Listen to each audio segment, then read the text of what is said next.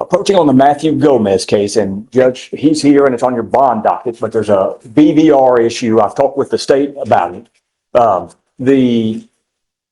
Talk to them about what I think are some interesting issues, kind of by way of background in our case. And the state had previously offered, though we had not yet gotten the contract, to do a 90-day mental health PTI, which we felt was appropriate. They're going to review with the felony court to determine whether they still believe that may be appropriate, but they can't do that at the moment. They're going to have to get some feedback and find out a little bit more information about the new felony charge. I read the cases and think there's issues with both of the cases. But there is the pending BVR based on having picked up the new felony charge and need to. Is he here? Yes, he's here. Come up. Yeah, call him up. Please.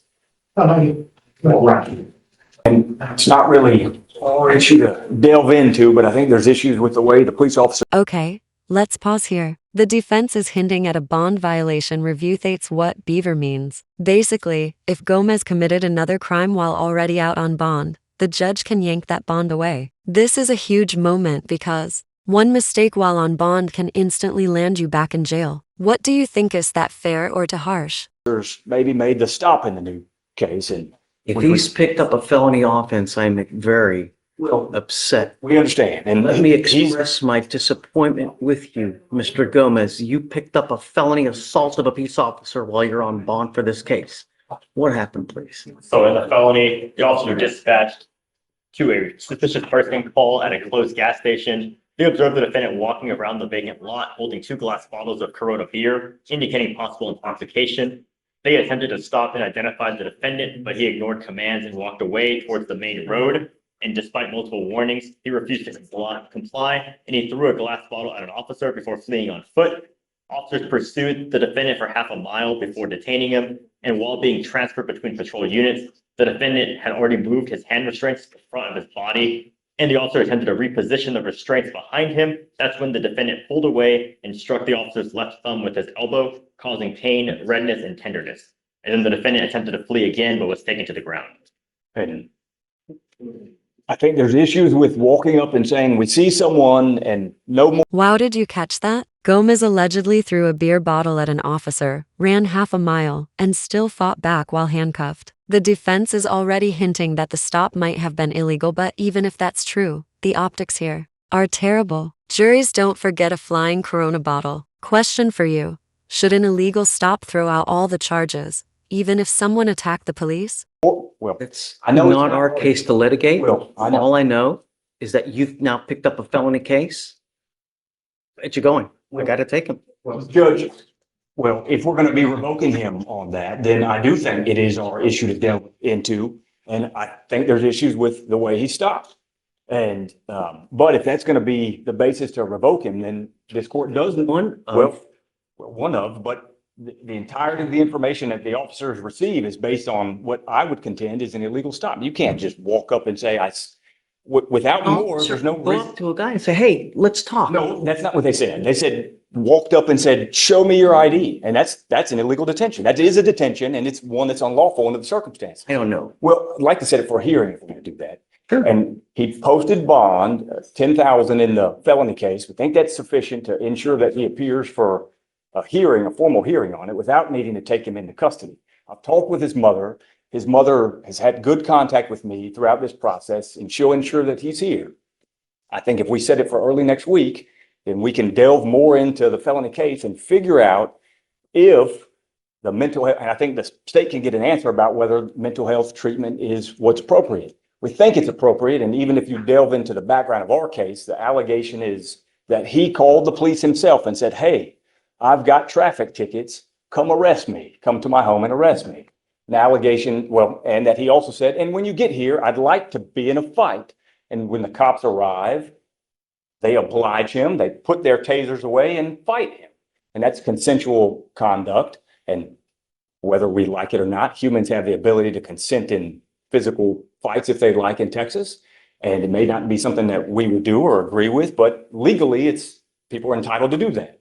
And so he's not resisting arrest even in our case. So we think there's issues in our case, but we thought on the defense side that it may be more appropriate to go the Harrison route and see if mental health PTI. I appreciate your argument. I appreciate your tenacity, but I have to be fair to every single person that comes through here.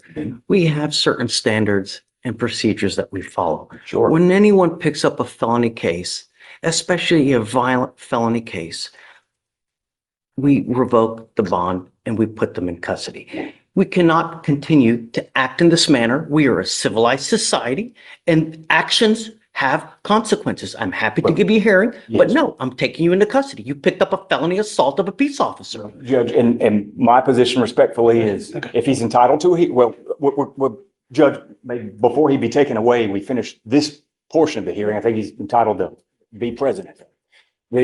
But we think it also a part of due process that before a revocation occur, that you're entitled to both notice and an opportunity to be heard. And if they're going to be seeking to revoke his bond, then under our rules of evidence, it's very clear in Rules of Evidence 101 that a revocation, the rules of evidence apply. And everything that's gone on this morning is a proffer by the state, and I respect the proffer, but that doesn't meet the standard for the rules of evidence, and that's why. The judge found that there was enough probable cause for a felony office to be filed against him. Sure. I Well, and don't want to relitigate a felony case here in misdemeanor well, court. and I think So- that's fine. Well, but I think we're entitled to if we're going to be, and that's what the hearing would be for.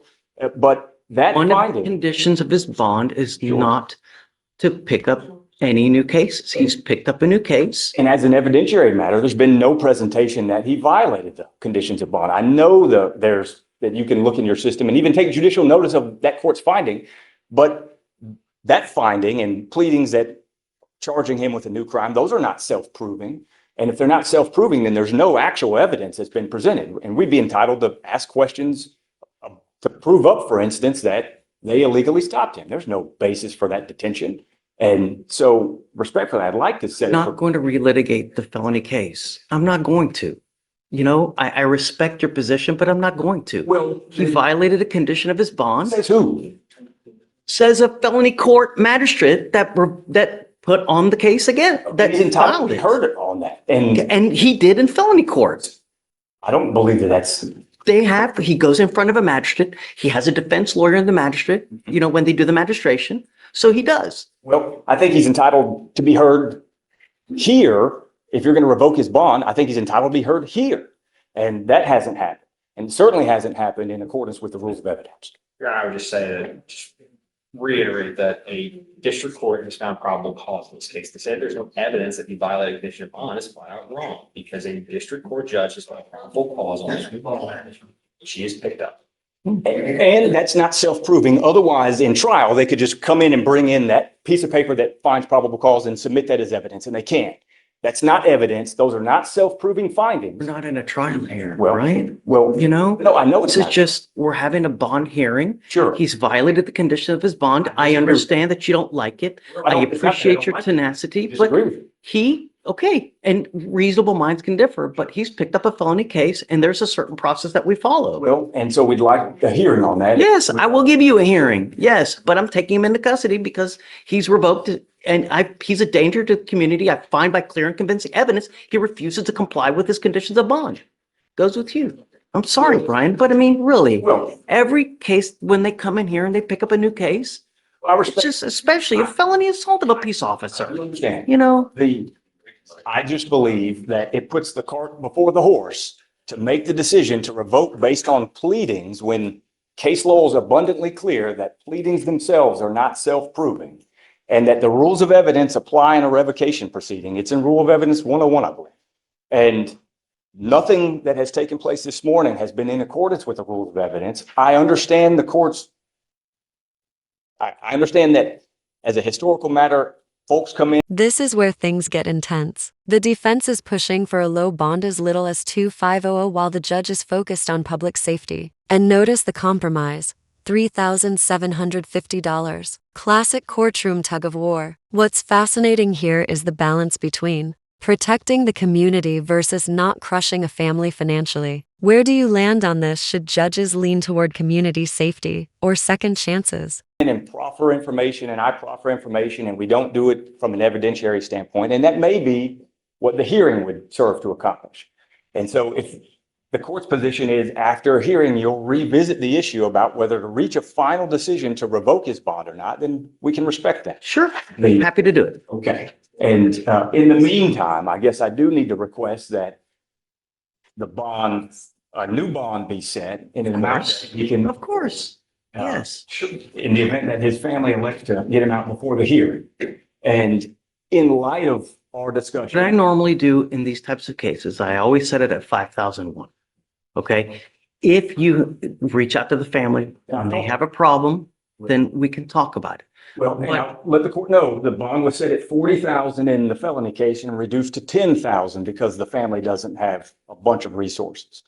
His mother is worked to get him out on bond on that case and is going to have to do the same here, but it's really money that's coming out of the mother's pocket. And so which my whole position was get him access to resources. Now we're diminishing resources and I respect that. I understand, but it's the mother's resources, not his. And so, and the mother, and we knew that. And I hope- issue was coming up this morning and he showed up. And that's part of the goal, is to ensure that he appears, and he did, and to ensure the safety of the community. And I think that part of the finding will address the hearing. But I've been, What do you want as far as the bond? well, I'd like it to be at 2,500. And Say, Same already for 5,000. okay, when I have this kind of issue, I always split the puppy. So I'll set it at 3,750. Okay? If there's still an issue, come back and we can talk. yes, But there has to be a sufficient so that he understands, right? well, and part of the discussion was, do you really get to that point of understanding if, for instance, the allegation, even underlying our case, is you call the police and say, come arrest me, I've got warrants, supposedly telling on yourself. But when you get here, I'd like to engage in a fight. And then they come and oblige him. I don't know that that's even resisting arrest. And so, Well, it seems like to me that he's just trying to take off the whole time. He's trying to physically, or he's evading the entire time. No, I think it's When case two. he throws something at That's the the felony officers. charge. I'm talking about our underlying. Oh, our case. Okay, I'm sorry. And I think probable cause had been heard before I even got appointed on that case. But I think even revisiting those facts, I've talked with the state at length over the course of settings. And my position is, if you invite someone to a fight and they say, sure, we'll engage in a fight, If you want to set this for a formal probable cause hearing on the resisting, I'm happy to well, do we it. may address it the same time we do the bond hearing on the same Yeah, case. If happy to that's do it. appropriate. Absolutely. I'm always willing to revisit probable cause, Yeah, always, I know. at any time, whenever. So just if you want to set it for 3 days, we can have a formal probable cause hearing on the resisting. I'm happy to do it. And it may give the state a chance to find out what felony's position would overall Right, and be. that's safety, it's just like, I don't want to litigate a felony. I wouldn't think that's proper. I understand they're entitled to a hearing, but a district court judge is not probable cause on this. I'm not gonna be in a position to litigate the felony down. Let's set it for 3 days, Yes. set it for the hearing. Let's do probable cause as well on the resisting, and then we'll come back and be ready. And then if you can show me that there's no probable cause, I'll find no probable cause, then we're done. Sure. That's it. I'm And I appreciate it as always, Jim. absolutely. Thank you. Thank you. Thank you. Mr. Ladon, you are on bond for a terroristic threat. You've now picked up a criminal mischief. You are facing up to 6 months in jail and or a $2,000 fine. We are going to do probable cause. You have the right to remain silent. Anything you say can or will be used against you. You have the right to have an attorney present. If you cannot afford one will be appointed to you, sir. Yes, Judge. On February 11th, 2025, the officer responded to a physical disturbance at a residence in Harris County, Texas. Dispatch advised that the caller was reporting he had a knife and was going to stab someone because they were bothering him about a broken window. The officer made contact with the defendant and the complainant, and the defendant stated he called the officer. The defendant was found to be in possession of a green stuffed animal which had a fixed blade kitchen knife concealed inside. The defendant stated the complainant came to his house with her roommate, accusing him of breaking a window at her apartment. Well, hold, you're going really fast. Yes, Judge. The defendant, Called the officer. okay, He said that the complainant had come to his house with her roommate, accusing him of breaking a window at her apartment. The defendant stated he was walking back to his apartment and that the complainant came out the back door to her apartment but then he changed his story saying that she came out the front door to of her apartment to confront him. The complainant stated that the defendant stated that the complainant came with a gun, though he did not see the gun. The complainant stated that she was laying in bed, heard a glass window in the back door break, jumped up, ran to the back door, and saw the defendant walking away from the door, holding a green stuffed animal with a knife. Apartment management stated the cost to repair the window was $200. There's a lot of randomness in it, Judge. The only thing, my concern is who broke the window? Did he break the window? Thank you, Your Honor. So according to the DMs, what the complainant says is that she saw him walking away. She heard the broken window. She came downstairs and saw him walking away. And then that's what we have in the DMs. And then I spoke with her yesterday as well. And she repeated the same thing, that he was the only one there when the window was broken. And that's what she said. She saw him outside the window door when it was broken. He's walking away. He actually calls the police because he's being harassed by this woman because she's saying that he broke a window. And I don't think there's any list of physical evidence like glass on him or anything, or in the whatever stuffed animal. At what point did the cops come and did they arrest him on the spot? What, do we have any other physical evidence? Do they? We have the two further, the complainant said that he was approximately 20 feet away from the back door when she saw him, and that the officer found the window to be shattered. And then the complainant showed the back door to her apartment. I mean, how do we know he did it? No one's saying that he did. I mean, no one saw, it's, To be honest, just what we have is that the window was broken, and then she saw him outside at the time when she came downstairs to check on it. That's what we have. I get it. I Yes, get it. Judge. I don't think it's enough. However, the fact is, we're still having issues with the same complaining witness. I now have to take more drastic action to ensure nothing happens in the future. So now what I'm going to do is I'm putting an ankle monitor on it and I'm barring him from going within 500 feet of where she lives or where she works. Yes, Judge. Ankle monitor, just want to make sure it's ELM and not scram. Correct. Acid fees be waived. Okay. I'll add. How far do they Judge- live from each other, Alex? You know? Do you think that's in complex?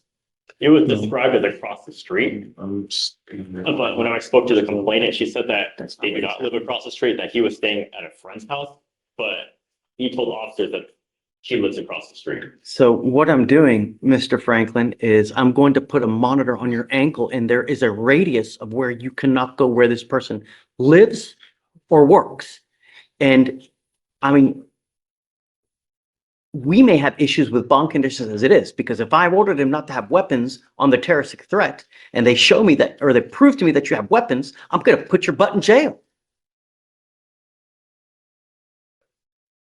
So maybe we should have a formal bond hearing to see if in fact you can prove that he has a weapon. Yeah, Judge. So I have some hesitancy about everything, Judge, mostly because my client's orange sheet is quite extensive. So the jail has diagnosed multiple mental illnesses. I'm trying to track down his competency because I was appointed, I think, December. So there's been prior competency motions.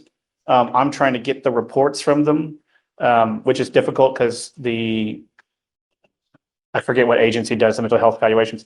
They're saying that they don't exist. So I'm trying to find his mental health records, Judge. It sounds to me like it's bipolar schizophrenia or schizoaffective. And so I think that my client is likely going to have severe mental health issues, which have been causing issues. And I think that's going to be the heart of all this. And so I'm trying to push for treatment. The case is just brand new is the problem. You ordered not to be in possession of any weapons. And they're telling me now that you have a new case and that you have an alleged knife as well. I want to set this for a formal hearing on Monday.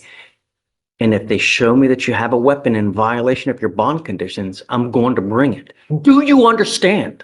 You are not to be in possession of any weapons whatsoever. Get a hold of your witnesses, Yes, Judge. get a hold of the cop. Yeah. Let's have a formal hearing on Monday to show me whether he's in possession of a weapon or not. Yes, Judge. Yes, Judge. In the meantime, like I said, if I find that you become a danger to my community, it's really not going to go well for you. Do you understand, Mr. Franklin? There is no excuse. You will get this ankle monitor today, and you're not to go within 500 feet of where this complaining witness lives or works. If I can politely ask Judge that we reset for more than Monday, only because this case is new enough that there's literally no offense report. So I don't know officers' names or, Case.